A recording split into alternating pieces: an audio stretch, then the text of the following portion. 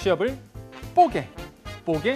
뽀개서 큐레이션해주는 취뽀 코디 여의도 TMI 권혁주입니다. 여러분, 오늘은요, 우아한 형제들. 이렇게 얘기하면 좀 우아한 형제들? 이러실 것 같은데 배달의 민족. 배달의 민족? 이러실 것 같아요. 자, 우아한 형제들이 법인명이죠. 우리가 배달의 민족, 우아한 형제들에 대해서 우리가 알아보려고 합니다. 많은 분들이 정말로 트렌드한 회사고요. 굉장히 우리나라에서 센세이션을 일으켰던 기업 문화, 그 다음에 정말로 젊은이들이 가고 싶은 회사, 이렇게 손꼽는 회사 중에 하나인데, 근데 정보가 너무 없죠. 그 다음에 정보도 너무 없을 뿐더러 이거 믿을 수 있는 정보인가? 이렇잖아요. 그래서 취뽀 코드에서 여러분 싹 정리를 해드리겠습니다. 자, 우아한 형제들 기업 분석하고요. 그 다음에 기출 문제, 기출 면접 보면서 같이 한번 알아볼게요. 자, 기업 분석 들어보겠습니다. 첫 번째로 설립일 봐야 되겠죠. 11년도 3월 10일 매출액이 3,192억 원 정도. 최근까지 나온 사업 보고서죠. 이제 19년도 사업 보고서는 조만간 나옵니다. 하지만 지금까지 나온 팩트 자료 18년도 사업보고서 본다면은 영업이익이 585억 원, 당기순이익이 62억 원 정도 돼 있고요. 대표는 김봉진 대표입니다. 아마 그 김봉진 대표 이런 걸 되게 싫어하실 것 같아요. 오히려 김봉진 디자이너 이러면 더 듣기에 좋아하실 것 같은 굉장히 트렌드하신 분이죠. 그래서 아무튼 김봉진 대표로 되어 있고요. 인원 현황은 734명 정도, 평균 연봉은 5천만 원 미만 정도로 되어 있습니다. 자, 우아한 형제들, 그러면 법인명입니다, 여러분. 우아한 형제들, 줄여서 우리가 우아한이라고 보통 얘기하죠. 이런 우아한 형제들은요, 어떤 회사냐면 스마트폰 어플리케이션 개발 및 공급, 광고 플랫폼 제작 및 정보 서비스업을 하는 주요 사업을 영위하는 회사입니다. 이렇게 우리가 정의할 수 있어요. 사실 이게 공시자료에 나온 정확한 우아한 형제들의 포지션이거든요. 위치는 어디죠? 항상 그 우아한에서 강조하는 거. 그렇죠. 그 송파구 위례성대로에 있습니다. 그래서 여기에 이제 본점을 두고 있고요. 재밌는 거는 최초 자본금이 3천만 원이었어요. 아시죠? 벤처 기업에서 시작했잖아요. 최초 자본금이 3천만 원이었으나 그동안 계속적으로 무유상증자를 통해서 현재는 자본금이 한 54억 5,700만 원 정도입니다. 어마어마하죠. 자본금이 늘어났다는 거. 최대 주주는 힐하우스 캐피탈 그룹인데요. 뭐 대표적인 헤지펀드이기도 하면서도 벤처 투자 기업이기도 하죠. 그래서 벤처 투자 전문 회사입니다. 그래서 지금 최대 주주는 힐하우스로 되어 있다라고 되어 있습니다. 자, 볼까요? 그러면 제가 요거 좀 준비했어요. 배민, 그러니까 특히 우아한 같은 얘기겠죠? 배민에 대해서 여러분 취업을 하고 싶잖아요. 근데 항상 그 우아한 형제들을 보면은요, 그 기업 철학이 있어요, 항상. 그러니까 CEO의 철학이 있다 보니까 항상 그 문화를 잘 이해를 해야 됩니다. 그 배민에서도 끊임없이 강조하고 있는 게 배민만의 철학, 우아한 형제들의 철학, 이거거든요. 우리 회사의 철학, 이거거든요. 그래서 그 문화를 이해해야 되기 때문에 꼭 아셔야 되는 부분이에요. 4대 핵심 가치가 있습니다. 한마디로 배민의 문화를 잘 이해하고 있는가라고 본다면은, 자, 첫 번째, 규율 위의 자율이다. 이거 좀 이따가 제가 다시 한번 설명해 드릴 거거든요. 그러니까 벤처 회사들이 너무 자율만 강조하는 것이 아니라 어느 정도의 약속 틀 안에서 자율적인 문화가 시행되고 있다. 두 번째, 스타보다는 팀워크이다. 한 명이 튀는 것보다 여럿이 같이 성과를 내는 것이 굉장히 중요하다. 그래서 팀워크를 통해서 성과를 내는 조직을 지향하고 있습니다. 그래서 이런 게 굉장히 특징이고요. 진지함과 위트 있는 부분, 일에 대한 진지함을 잃지 않으면서도 명확하고 위트 있게 문제를 풀어나가는 부분들, 열심만큼 성과, 굉장히 중요한 포인트죠. 자소서 쓸 때나 뭐 자기의 어떤 장점과 단점 쓸 때도 그렇지만은 또 면접 들어가서 가장 애매한 질문이 성과가 중요한 거 쓰세요? 과정이 중요한 거 쓰세요? 막 이렇게 물어보는 거잖아요. 배민은요, 우아한 형제들은요, 열심히 하는 것만큼요, 성과도 있어야 된다라고 얘기를 합니다. 열심히 하는 것은 중요합니다. 하지만 성과를 내는 것은 더욱 중요합니다. 과정과 결과는 둘 중 하나만 선택하거나 우선시할 수 없는 문제입니다. 이거 제가 얘기한 게 아니라 배민에서, 우아한 형제들에서 얘기하고 있는 배민다움이라고 얘기하죠. 바로 배민의 문화다. 제가 위 네 가지를 왜 자꾸 핵심 가치를 설명드리냐면, 자소서 쓸 때나 우리가 면접 들어가셔갖고요. 이 네 가지가 사실 답이 다 나와 있잖아요. 그렇죠. 그래서 이 네 가지가 아마 여러분 자소 쓸 때 굉장히 큰 도움이 될 것 같습니다. 자, 또한 우아한 형제들의 인재상 이렇게 좀 말씀을 드리겠는데요. 뭐가 있을까요? 인재상. 자, 첫 번째 근면 성실을 요구하고 있습니다. 묵묵히 제 할 일을 다하는 거북이가 맞다라는 거죠. 새시대 새일꾼 그 중심에는 뭐가 있다? 바로 고객이 있다. 끊임없이 변하긴 변하는데 조직 문화도 변하고요. 배민에서도 끊임없이 서비스를 내고 끝내잖아요. 이게 애자일 전략인데 아무튼 끊임없이 변하는 가운데서 잃지 말아야 될 거 바로 뭐야? 고객 지향이다. 그 중심에는 고객이 있다. 자, 근검절약 아까 예근한 거 좀 비슷한데요. 아끼고 남긴 것을 사회적으로 더 좋은 일에 쓸 수 있는. 그러니까 아끼는 것을 넘어서 그 아낀 것을 가지고 사회에 헌신할 수 있는. 우아한 형제들 뭐 하고 있죠? 이렇게 헌신하고 사회에 어떤 배려하고 있고 사회를 배려하고 사회에 공헌하고 있는 게 있죠. 그렇죠? 우유. 여러분 나중에 찾아보세요. 우유하고 있습니다. 그래서 굉장히 좋은 일을 하고 있죠. 아껴서 사회에 환원하는. 자, 배려와 협동 네 가지가 있습니다. 동료에 대한 배려, 주변에 긍정적인 에너지를 줄 수 있는 이런 사람을 인재상으로 뽑고 있습니다. 자, 우아한 형제들의 비전 알아볼까요? 제가 이렇게 말씀드린 거는요, 여러분 자소서 쓸 때나 아니면은 면접 볼 때 꼭 알아야 됩니다. 왜 그러냐면 우아한 형제들을 아무리 봐도 1억은 이 회사는요, 이 문화, 이 철학을 이해 못하면 이건 아무리 내가 자질이 뛰어나고 내가 적성에 맞고 직무 분석을 잘하고 그게 딱 매치가 되더라도 그 배민다움에 대한 그 문화를 이해 못하면 이거는 제가 보기에는 불합격이거든요. 왜냐하면 독특합니다. 그 다음에 굉장히 그 우아한에서 원하는 인재상들이 딱 명확해요. 그러다 보니까 지금 제가 얘기하고 있는 거 잘 이해를 하셔야 됩니다. 다르다라는 거, 다른 기업과 굉장히 다르다라는 거. 자, 서비스 비전 1.0이 있었습니다. 이게 창업할 때부터 15년 6월까지였는데 뭐였냐면은 정보 기술을 활용하여 배달 산업을 발전시키자라는 어떤 서비스 비전을 가지고 있었습니다. 배달의 민족은 소비자와 사장님 모두에게 유익한 플랫폼 사업으로서 역할을 다해 나갈 것이다 라고 그 당시에 포부를 밝혔는데요. 이게 좀 변했죠? 어떻게 바뀌었는지 볼까요? 자, 지금 현재 좋은 음식을 먹고 싶은 곳에서 라고 카피가 좀 바뀌었죠. 어떤 얘기냐면 세상에 좋은 음식을 여러분이 원하는 시간과 원하는 장소에서 언제든지 먹어볼 수 있도록 하겠다. 여러분 면접 들어가셔갖고요. 또한 자소서 쓸 때 요거죠. 플랫폼에서 우아한 형제가 배민이 플랫폼에서 이제는 뭐다? 하나의 문화다. 이게 포인트라고 봅니다. 과거에는 창업 초기다 보니까 시스템을 구축하고 그 다음에 가입자 수를 많이 유지하고 플랫폼 사업을 했다면 이제는 뭐 하고 있어요? 플랫폼을 넘어서 음식에 대한 문화, 좋은 음식을 언제든 먹을 수 있는 이런 어떤 문화를 만들어 가겠다. 굉장히 중요한 포인트라고 볼 수가 있겠습니다. 그래서 배민은 이렇게 변하고 있다. 자, 이렇게 좀 차이점을 볼 수가 있겠고, 자, 우아한 문화 이렇게 나오네요. 거기에는요, 이거 제가 한 얘기가 아닙니다. 여러분, 우아한에서 강조하는 문화가 있어요. 근데 되게 재밌습니다. 송파구에서 일을 더 잘하는 11가지 방법이라는 서브 타이틀을 달았어요. 이게 재밌지 않나요? 이게 우아한이라니까요. 이게 배민이라니까요.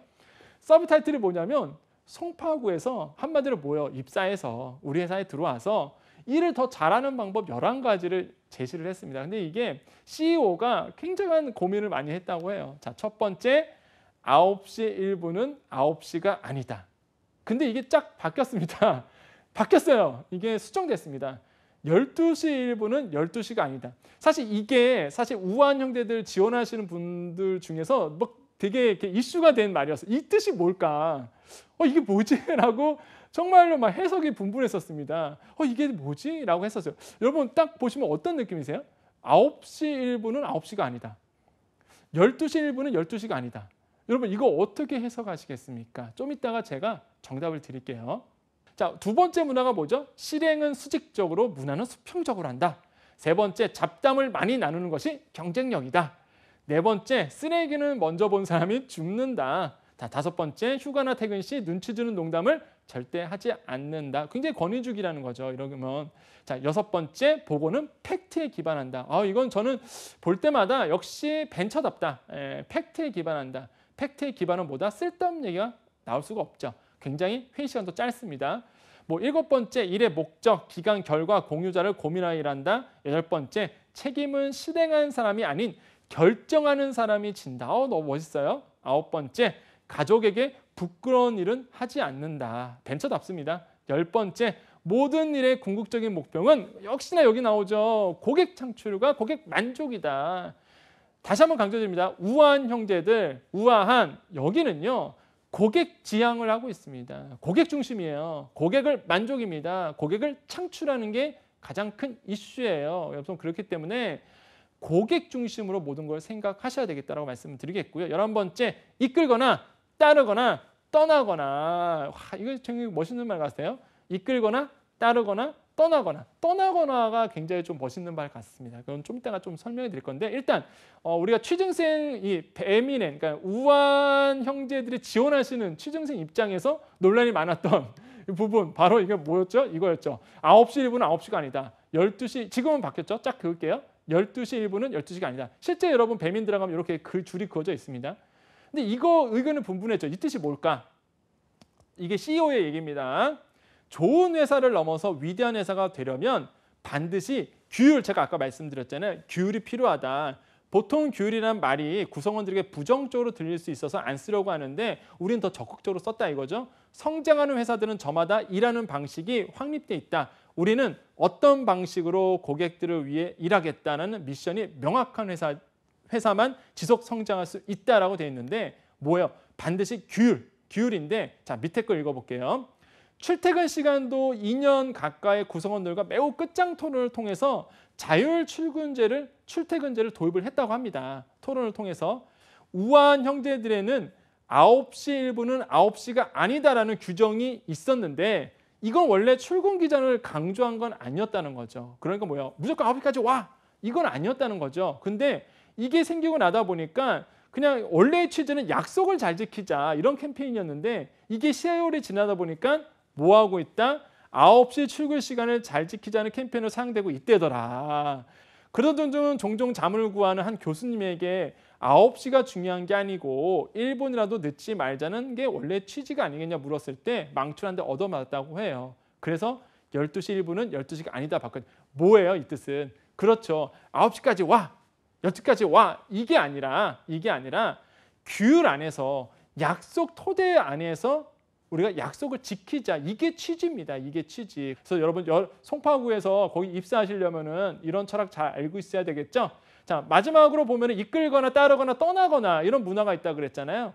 건전한 비판과 토론이 아닌 냉소와 방관하는 자신의 모습이 보인다면 뭐다? 본인과 주변 구성원 모두를 위해 회사를 떠날 때다. 아까 제가 말씀드린 떠나거나라는 게 되게 멋있다고 했잖아요. 그게 뭐냐면 여러분 이제 취준생 입장이잖아요. 이제 회사를 지원할 때 저는 회사 생활을 오래 했기 때문에 아는데 냉소하시는 분들이 있어요. 뭐 회의한다면 이렇게 냉소의 웃음을 짓는 이런 거는 배민다움이 아니다 이거죠. 이런 거는 우아한 형제들과 어울리지 않는다. 뭐요? 건전한 비판, 토론 이런 걸 통해서 끊임없이 토론하고 토의하는 거 이런 거를 우아한 형제들은 원하고 있다. 이런 인재들을 원하고 있다는 사실이겠죠.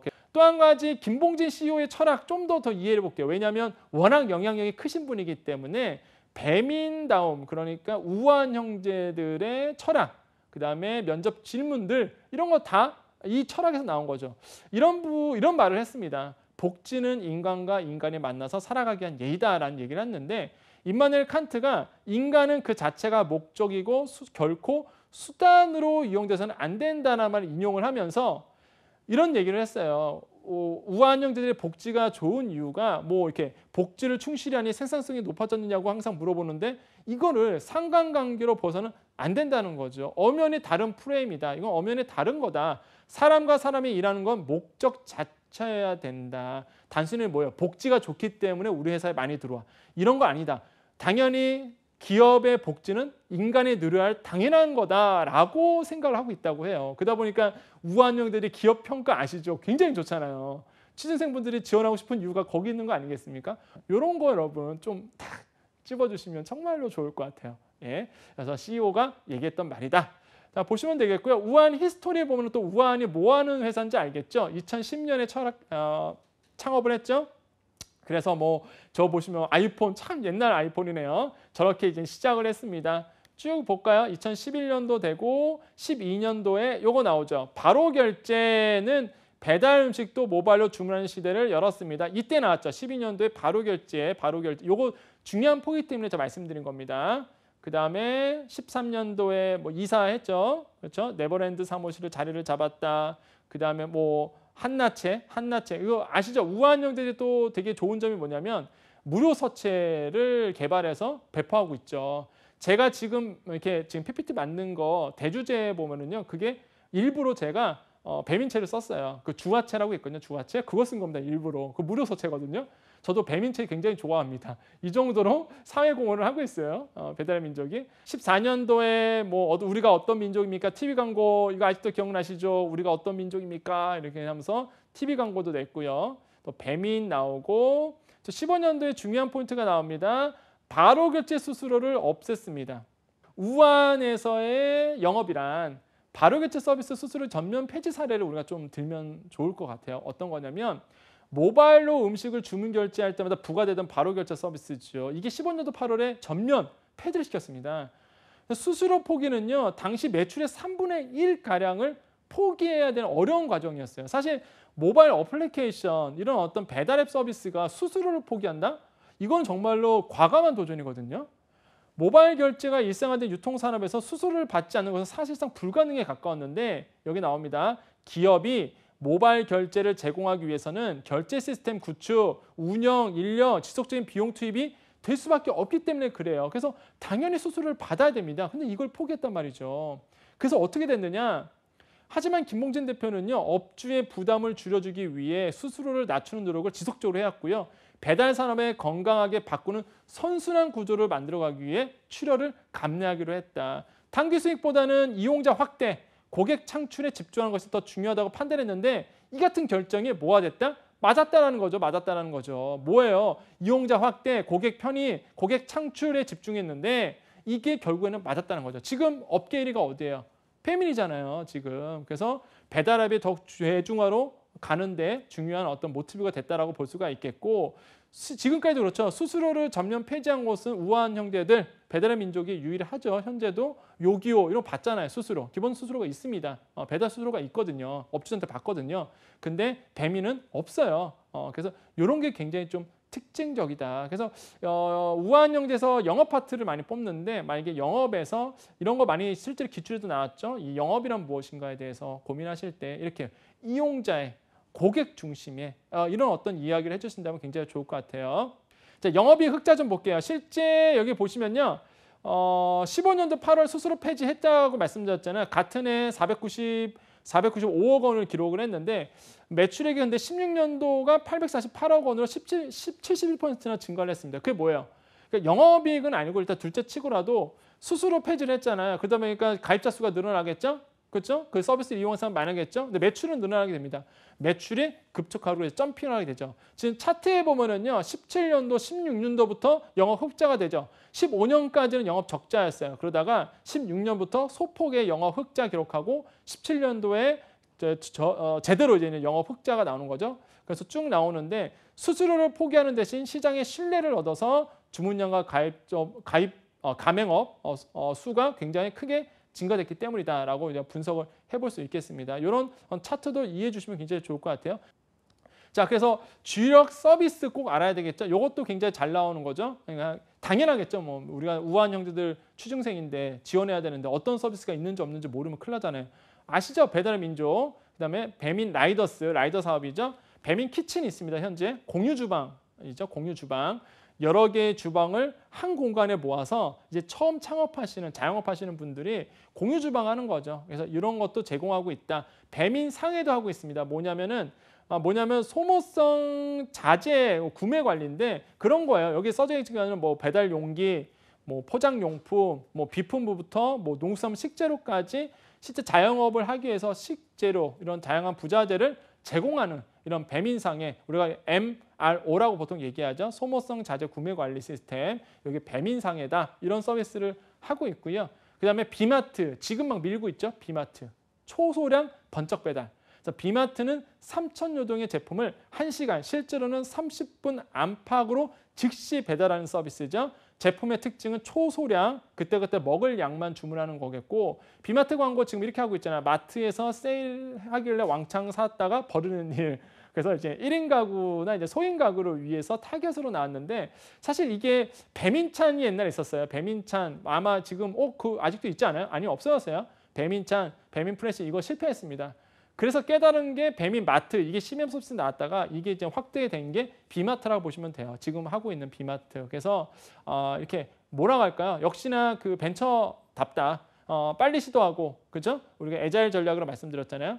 카카오톡처럼 빨리 실행하고 그다음에 빨리 실패해서 그 실패했던 데이터를 쌓아서 고객을 분석하고 다시 한번 서비스를 고객한테 제시하는 거. 이런 거. 그래서 배민마트 나왔다가 비마트까지 온 지금의 비마트. 그래서 굉장히 좋은 서비스인 것 같습니다. 그래서 배민답다라는 생각을 해보고요. 자, 배민 오더 있습니다. 19년도 4월에 시범 서비스를 했고요. 이건 뭐냐면 여러분 그 스타벅스 같은 경우는 오토 서비스가 있죠. 뭐 사이렌 오더라고. 배민 오더도 마찬가지입니다. 그러니까 오토 서비스에 기반한 오프라인 매장에서 QR코드로 물건을 사는 서비스죠. 그래서 배민 오더, 배달의 민족 앱으로 인식을 하게 되는데 이런 서비스도 지금 할 수 있다. 이거는 오프라인 매장에 방문했을 때 쓰는 라고 볼 수가 있겠고, 또 하고 있는 게 만화 경이라는 게 있죠. 웹툰 플랫폼 서비스.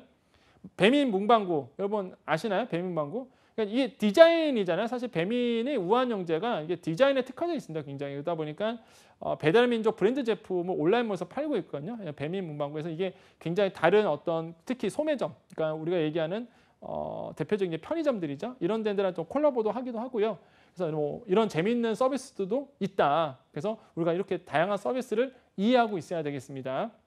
자, 배민에서 이런 얘기하고 있습니다. 우한 형제들에서 좋아, 이전까지는 이렇게 흘러왔는데 우리는요 35년도에 이렇게 할 거예요. 이게 굉장히 저는 참 좋은 회사다. 그러니까 재밌는 회사라는 생각 많이 하는 게 35년도에 이런 일을 하겠답니다. 업계 최고 우주 배달을 시작하겠대요. 그 다음에 우주 최고 배달 앱을 선정하고요. 그 다음에 안드로메다 무인 배달 성공을 하고요. 그 다음에 세계 배달의 날을 지정한다고 합니다. 저 외계인인가요, 저기?